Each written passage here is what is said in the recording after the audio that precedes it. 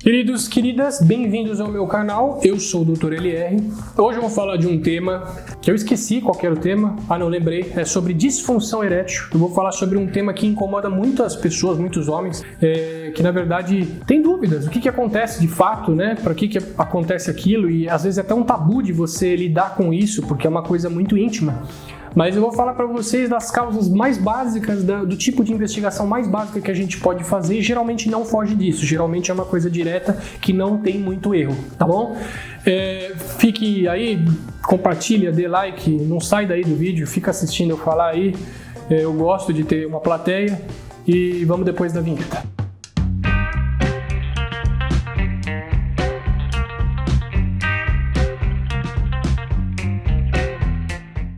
Separar aqui, então, as causas orgânicas das causas psicológicas de disfunção erétil. Isso significa o quê? As causas orgânicas. Significa que tem alguma doença no corpo, alguma doença ali no caminho, que não está deixando a ereção do homem se manter, né? Ocorrer. A parte psicológica a gente não vai abordar nesse tema porque aí envolve muitos aspectos, muitos domínios, várias coisas na vida da pessoa que podem interferir na ereção dela, na relação sexual, mas você faz exames e não encontra nada. Você começa a tentar buscar uma doença, mas não encontra nada, é daqui. Não estou falando que a pessoa é louca, tá? Existe tratamento também, mas é um tratamento mais direcionado para psicologia, do que propriamente um problema anatômico, certo? Então, basicamente, para o homem que está tentando ter uma ereção, está tentando ter uma relação sexual ali saudável, tem três coisas principais no corpo dele que fazem com que ele tenha uma ereção normal, certo? Um vaso sanguíneo saudável, um nervo saudável e o hormônio do homem alto, não está baixo, não está deficiente, está normal, certo? Estas três coisas comandam a ereção do homem. Se elas estiverem bem, as três, é muito improvável que um paciente com disfunção erétil tenha um problema orgânico. A gente já vai direto pensar em alguma coisa psicológica. Como é que a gente avalia o nervo, por exemplo? O nervo, a gente tem que ver se ele está saudável, se tem estímulo suficiente chegando lá embaixo para o homem ter a sensação e de ter a ereção, tá? Então você tem que pensar em doenças que machucam os nervos. A causa mais comum de neuropatia, de uma lesão do nervo, de um nervo periférico, é diabetes. Então você vê, é uma coisa bem comum na nossa população, uma coisa que às vezes não dá muitos sintomas, e o paciente ele pode ter lesões que às vezes ele pensa, pô, da onde que é isso aqui? E no fim das contas é da diabetes, que já está há muito tempo lá, sem controle, e agora que está começando a dar problema. Então, você sempre faz uma avaliação básica, principalmente para diabetes, se ele tem diabetes, se tem um bom controle, para você afastar algum problema de nervo que possa estar interferindo com o problema lá embaixo, tá? Existem outras doenças nervosas, tá? Doenças de neurônio que afetam neurônios, mas é muito mais raro, muito mais específico. Eu estou falando do que é mais comum, certo? Sobre o hormônio, como é que a gente vê se o hormônio ele tá bom, se o hormônio ele tá certo, se ele tá o suficiente para o homem ter uma ereção saudável? O hormônio que eu tô falando é a testosterona. Eu já fiz um vídeo antes aqui sobre o uso de anabolizantes, que tem muita pessoa que tem certo tabu com isso, e na verdade é uma coisa que, se você souber usar, não tem problema. Você só precisa estar acompanhando, estar junto do paciente, alguns exames específicos, mas não é aquela coisa de outro mundo, aquele tabu como muitas pessoas falam por aí afora. Então eu peço o exame de testosterona sérica do homem, geralmente às 8 horas da manhã, que é o maior pico do dia, e o normal ela varia, já falei em outros vídeos também, de 200 a 800, é uma variação muito grande. Mas se eu pego o paciente ali, ele tem 600, 500, 700, o problema não é hormonal, o hormônio do homem desse paciente, ele tá legal. Agora, é diferente, o paciente tem uma testosterona de 100, de 50 e não está conseguindo ter uma ereção. Bom, você sabe que provavelmente o problema é dali. E aí, nesses pacientes, vale fazer a reposição de hormônio, vale fazer a reposição de testosterona, e a reposição de verdade que eu digo, tá? Não essas babaquices manipuladas que tem um monte de médico por aí afora que fica prescrevendo e não ajuda em nada. E você nitidamente percebe uma diferença, tá? É como se fosse gás, energia para o corpo do homem, tá bom? E a última parte que você precisa avaliar é o vaso sanguíneo, tá? É o vaso que vai até a região do pênis, Porque, gente, o pênis ele fica ereto porque tem mais sangue na região, tem mais vasos dilatados na região, então ele fica maior, tá? E isso pode ser controlado tanto por estímulo nervoso como por estímulo hormonal.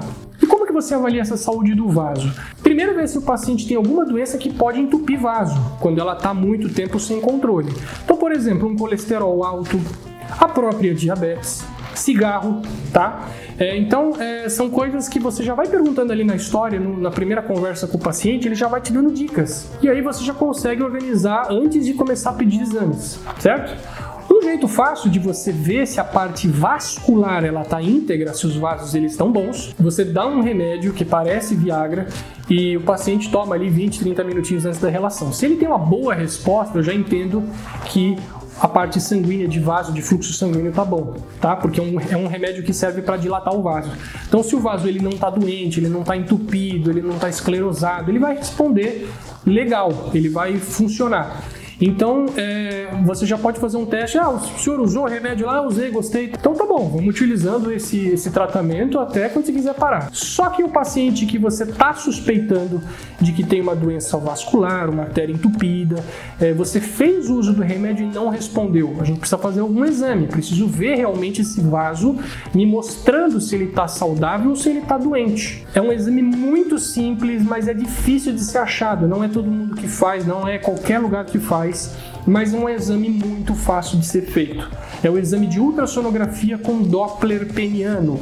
Primeiro que eu coloco a maquininha do ultrassom no pênis do homem e vejo a artéria principal, a artéria cavernosa, que é a artéria principal responsável pela ereção. Eu avalio o diâmetro dela, avalio se tem fluxo.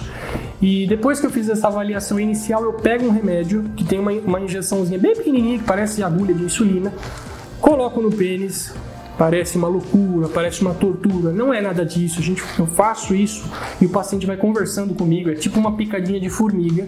E é uma substância que eu jogo lá dentro, perto dessas artérias, que ela é uma substância que faz com que o vaso ele dilate, que o fluxo aumente.